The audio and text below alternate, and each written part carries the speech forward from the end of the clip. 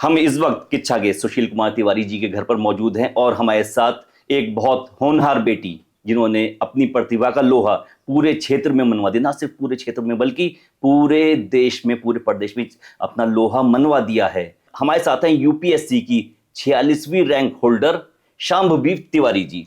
आपका कार्यक्रम में बहुत स्वागत है। और सबसे पहले मैं ये जानना चाहूंगा कि यूपीएससी क्लियर करने का, यूपीएससी में जाने का विचार आपके मन में कैसे आया?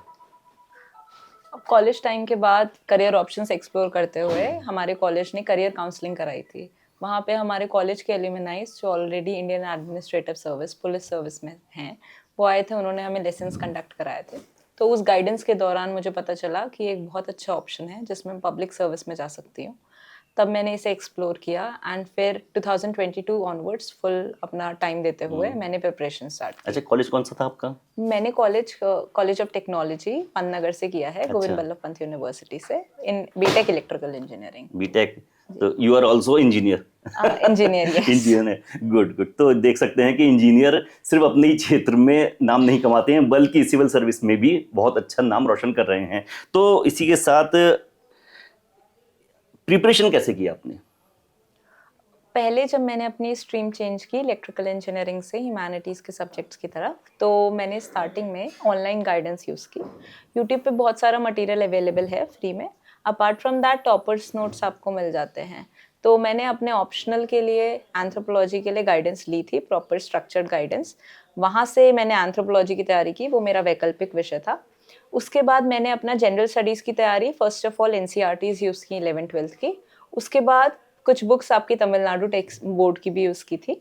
फिर आपका coaching material available for free, वो आप यूज़ कर सकते हैं। प्लस प्रीवियस ईयर क्वेश्चंस एक बहुत इंपॉर्टेंट फ्रेमवर्क बनाते हैं, तो आप पीवाईक्यू एनालाइज करके मैंने बैकवर्ड लिंकेज करके स्टडी करना स्टार्ट किया। अच्छा, एक सवाल ये आता है बार बार कि जब कोई प्रिपरेशन करता है यूपीएससी की तो एनसीईआरटी की बुक बहुत ज़्यादा इंपॉर्टेंट होती हैं, तो क्या ये बात सही है? जी, एनसीईआरटी एक मुझे अभी भी याद है, जब मैं क्लास 9th में थी तो हमारी हिस्ट्री की मैम हमें वर्ल्ड हिस्ट्री पढ़ा रही थी, तो मैं अंडरलाइन कर करके एनसीईआरटी पढ़ती थी उस टाइम। तब वो इन बिटवीन द लाइंस सिर्फ एग्जाम के लिए हम पढ़ते थे। फिर जब मैंने वर्ल्ड हिस्ट्री स्टार्ट किया यूपीएससी के लिए, तब समझ आया कि अगर उस टाइम का चीज़ हम अभी तक रिटेन करने की कोशिश करते विद एनसीईआरटी, तो वो जो फ्रेमवर्क है, वो जो इमेजेस से दिखाते हैं, इजी लैंग्वेज में लिखा होता है, दैट इज़ वेरी हेल्पफुल। इसलिए एनसीईआरटी सब लोग प्रेफर करते हैं एक basic bedrock foundation easy language हो जाती जी है, जी। इजी टू अंडरस्टैंड हो जाता है। उसके बाद you can supplement it with other books, जैसे आप पॉलिटी के लिए एम लक्ष्मीकांत यूज कर सकते हैं, ज्योग्राफी के लिए आप पीएमएफआईएस की बुक यूज कर सकते हैं। ये बुक आप तब यूज जीसी लियोंग यूज कीजिए जब आप एक बार एनसीईआरटी का फ्रेमवर्क पढ़ चुके हो। अच्छा, कोचिंग कहाँ से की आपने? कोचिंग मैं घर में रही हूँ, मैं दिल्ली नहीं गई एक भी बार। मैंने ऑनलाइन गाइडेंस ली है, लेकिन ये गाइडेंस ऐसी है जैसे प्रीलिम्स आया तो क्रैश कोर्स आते हैं, तो you get a marathon session, वो वाली कोचिंग ली है मैंने। एंथ्रोपोलॉजी के लिए आई डिड कोचिंग, वो भी घर से गाइडेंस के बेसिस पे, क्योंकि मैं दिल्ली नहीं गई हूँ। It was all online. Apart from that अब ऑप्शनल की भी कोचिंग, बहुत सारी फ्री लेक्चर्स अवेलेबल हैं, वो आप यूज करके कर सकते हैं। लास्ट ईयर जब मैंने रैंक इम्प्रूवमेंट के लिए दिया था, क्योंकि फिर मेरे पास अटेम्प्ट्स लिमिटेड थे, एज इन क्योंकि मुझे सर्विस ज्वाइन करनी थी, तो लास्ट सिलेक्शन के बाद when I was allotted Indian railway traffic service, तब मैंने टेस्ट सीरीज यूज की थी। फिर उनको यूज करके कोचिंग की स्ट्रक्चर्ड गाइडेंस लेके, वो भी घर से, मैंने अपना मेंस दिया जिसमें मेरा सिलेक्शन 46 रैंक में हुआ है। तो this time it was a second attempt? No, it was overall, it was fourth attempt, but first attempt I gave only to gauge the examination. I started preparation in 22 कि exam कैसा होता है, बैठ के देख लेते हैं। But one should not do this, अपने attempts आप बचाइए, when you are fully prepared तब आप बैठिए। Second attempt में I was able to clear the GS cutoff, but by 27 marks margin, but CSAT में, which is a qualifying paper only, मेरे 65 आए थे, जबकि cutoff was 66, so I missed by 1 mark. In the next attempt, I got All India rank 445, allotted Indian Railway Traffic Service.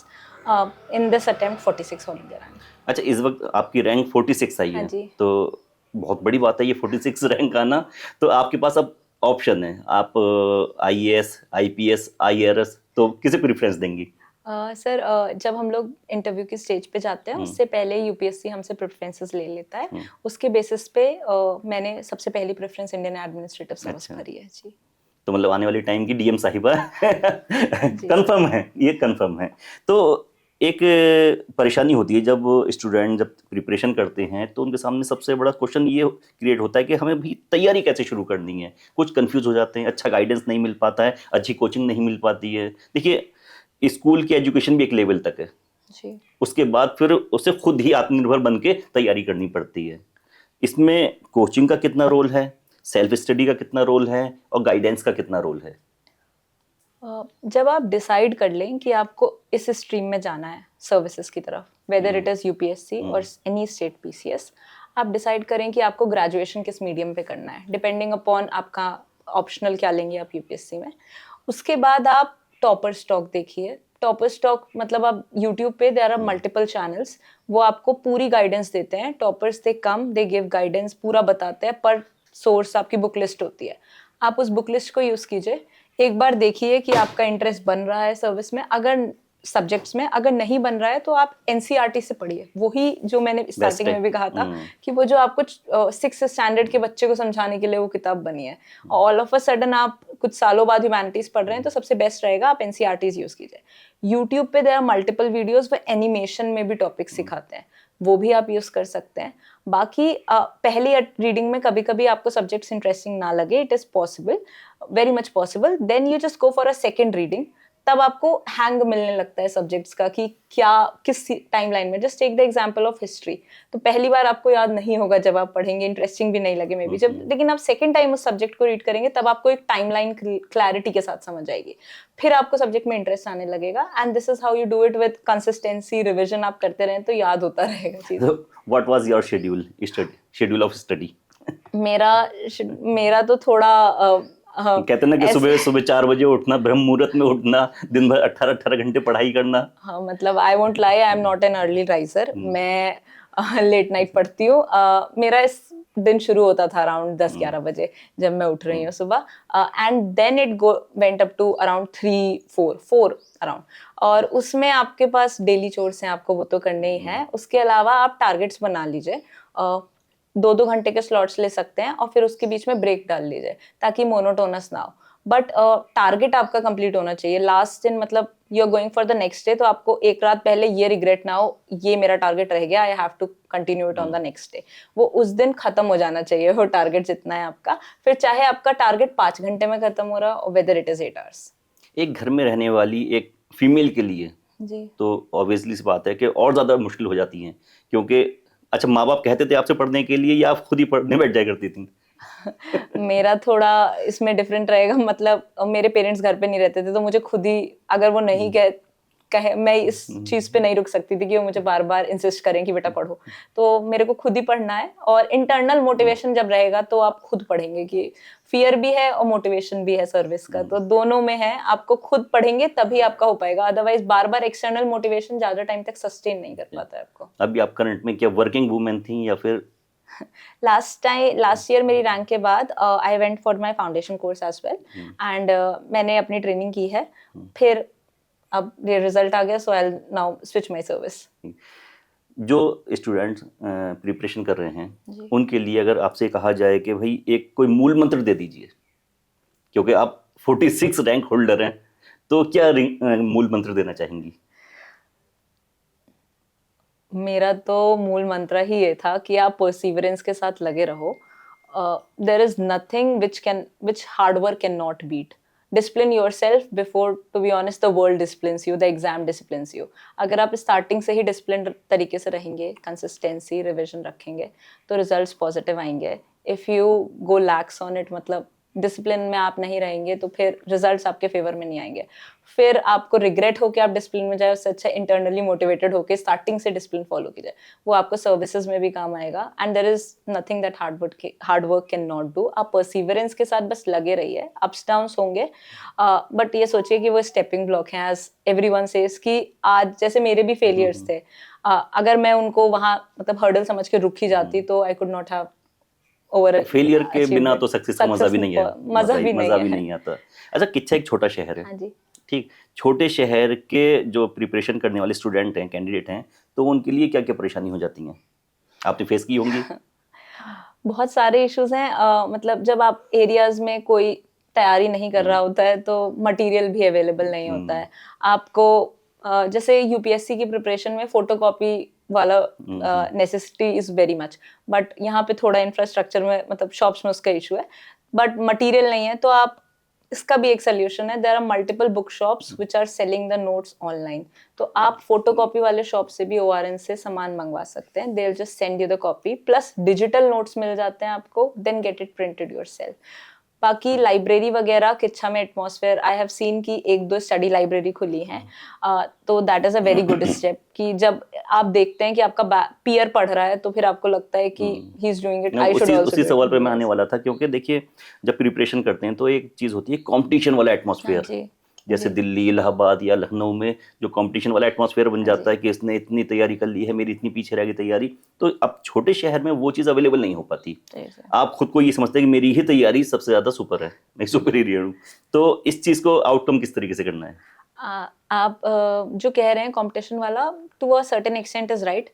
कभी कभी लगता है कि हम सही पढ़ रहे हैं, हमने कुछ गलत नहीं किया, बट एक आप ओवर कॉम्पिटिटिव स्पिरिट आ जाती है ऐसे क्राउडेड एरियाज में। घर पे आप रहिए, ग्रुप्स पे ज्वाइन रहिए, देयर पीयर ग्रुप्स बन जाते हैं, कोचिंग वाले चैनल्स फ्री डिस्कशन ग्रुप्स बनाते हैं, तो आप अपने आंसर्स वहां पोस्ट कर सकते हैं, तो लोग पीयर रिव्यू देते हैं, दे ओपन क्विजेस हेल्ड एक ऑर्गेनाइज कराते हैं, तो ओपन क्विज में यू गेट योर रैंकिंग, वो भी एक टाइप का पीयर कंपटीशन ही है कि आप देख रहे हैं आपकी रैंक 7 है आज, then you try to come to rank 1, वो सब कंपटीशन है। प्लस आपके अगर बैचमेट्स हैं, कॉलेज मेट्स हैं, वो तैयारी कर रहे हैं, तो आप अपना एक स्टडी सर्कल बना सकते हैं, बीट ऑन व्हाट्सएप और टेलीग्राम, जहाँ पे भी आपको सही लगे आप बनाइए, वो रिसोर्सेज यूज कीजिए, कांटेक्ट में रहिए, टॉपर्स हैं तो उनके कांटेक्ट में रहिए, और बाकी हो जाता है। चलिए, आपने लगभग सब बता ही दिया है, और आपके इस इंटरव्यू से जो प्रिपरेशन वाले स्टूडेंट उन्हें काफ़ी हेल्प मिलेगी। एक सवाल बार बार मिस हो रहा है, आपने प्री पे बता दिया, अपनी मेंस में आ गया, लेकिन इंटरव्यू की तैयारी कैसे करनी होती है? क्योंकि इंटरव्यू से काफ़ी लोग जो है हेजिटेट रहते हैं, थोड़ा सा डरे रहते हैं। यूपीएससी की तैयारी कंपार्टमेंटलाइज्ड नहीं है, लोगों को लगता है स्टेज वाइज होनी चाहिए, but it is all integrated. आप जब पढ़ना स्टार्ट करते हैं तो you start with descriptive studies, जो आपका मेंस में काम आता है, प्लस डिस्क्रिप्टिव लिखने के लिए you should have a basic understanding, this understanding helps you in the interview, और the basic fact knowledge this helps you in the prelims. तो कोई भी ऐसा पार्ट नहीं है जो अकेला आपको हेल्प करेगा, तो आपको जिस दिन से आप तैयारी स्टार्ट कर रहे हैं उसी दिन से आपकी इंटरव्यू की प्रिपरेशन धीरे धीरे स्टार्ट हो गई है। यू डोंट नो कि आप जब इंटरव्यू बोर्ड के आगे जाएंगे वो आपसे उत्तराखंड पूछ लें, तो आप उत्तराखंड पढ़ रहे हैं, दैट इज ज्योग्राफी में आप उत्तराखंड पढ़ रहे हैं, वो आपका तैयारी उस दिन की इंटरव्यू की हो गई। This all helps in interview. Apart from that, जब आप मेंस क्वालिफाई कर लेते हैं उसके बाद इंटरव्यू गाइडेंस प्रोग्राम रन किए जाते हैं, बहुत टॉपर्स रन करते हैं, बहुत कोचिंग चैनल्स रन करते हैं, वो हेल्पफुल रहते हैं क्योंकि ये आपको एक ब्यूरोक्रेटिक मॉक प्रोवाइड करते हैं, mock interview. Yes exactly, bureaucratic mock. वहां पे आपके सीनियर ब्यूरोक्रेट्स होते हैं, दे जज you, they give you marks, plus they also give a basic sheet जहां पे लिखा होता है आपको which on which points you have to improve yourself. वो बहुत इंपॉर्टेंट है। इंटरव्यू की स्टेज में यू नीड हेल्प, मतलब आप जब सामने वाले आपको जज करेगा, बिकॉज यू ओनली विल जज योरसेल्फ इन हाई होप्स, तो हमेशा सामने वाला जज करेगा अगर, तो वो बेटर परसेप्शन होगा, and there is always a room for improvement. तो जहां जहां से आपको मिल रहा है इम्प्रूवमेंट का suggestion, you should take it, imbibe in yourself, and at the end वो पॉजिटिव रिजल्ट शो करेगा बोर्ड के आगे। अच्छा, एक सवाल थोड़ा सा फनी टाइप भी है ये, कि ये कहा जाता है कि एग्जाम में इंटरव्यूअर कोई भी सवाल पूछ लेता है कि जिस ट्रेन से आया, कि जिस बस से आया तो उसका नंबर क्या है। आपने सुना होगा, कई बार सुना होगा कि आपकी शर्ट में कितने बटन लगे हुए हैं, तो क्या इस तरीके के सवाल पूछे जाते हैं? मुझसे तो नहीं पूछे गए हैं, बट आपसे बेसिक क्वेश्चंस आपके डैफ ओरिएंटेड होते हैं, डिटेल एप्लीकेशन फॉर्म, वहां पे आप फिलअप करते हैं details, where you born and everything, that you have to prepare, but these questions just check your awareness कि आप कितना एग्जैक्टली अवेयर थे आते टाइम, और you are going to hold a responsibility जहाँ पे एक आप हेड ऑफ ऑफिस होंगे, be it in any service जो यूपीएससी दे, तो अगर आप इतना अवेयरनेस नहीं रखेंगे तो फिर you won't be able to function properly. तो ये बेसिक अवेयरनेस के लिए टेस्टिंग होती है, प्लस ऑल्सो कि आप अगर गलत भी आंसर देते हैं तो आप कितना काम, कंपोजर मेंटेन कर पाते हैं उस पॉइंट ऑफ टाइम पे। तो जैसा कि आपने देखा कि हमारे साथ शांभवी तिवारी जी मौजूद थी, और इन्होंने यूपीएससी में 46 रैंक हासिल की है। बहुत बड़ा मुकाम होता है, बहुत बड़ी जीत होती है ये, और ख़ास तौर पे उन माँ बाप के लिए होती है जिन्होंने ऐसी बेटी की तरबियत की। क्योंकि देखिए, पढ़ाते सब लोग हैं अपने बच्चों को, लेकिन जो कामयाब हो जाते हैं तो सिर्फ कामयाब होने में बच्चे का ही नाम नहीं होता है। इस कामयाबी के पीछे असल मेहनत माँ बाप की भी उतनी ही होती है जितनी बच्चे की होती है। बिना माँ बाप के हम ये नहीं कह सकते कि बच्चा कामयाब हो गया है। तो 46 रैंक हासिल करना बहुत बड़ी जीत है, और इसी के साथ हमारे चैनल की तरफ से हम शामिर जी को बधाई भी देते हैं, और किच्छा के लोगों से ये उम्मीद करते हैं कि इन्हीं के रास्ते पर चलते हुए इसी तरह से किच्छा का नाम और ज़्यादा रोशन करें। आज 46 रैंक आई है, और हमारा पर्पज़ ये होना चाहिए कि किसी दिन AIR 1 भी किच्छा से ही आए। तो इसी के साथ हम इस कार्यक्रम में आपसे विदा लेते हैं। हमसे जुड़े रहें और देखते रहें टुडे न्यूज़ 9।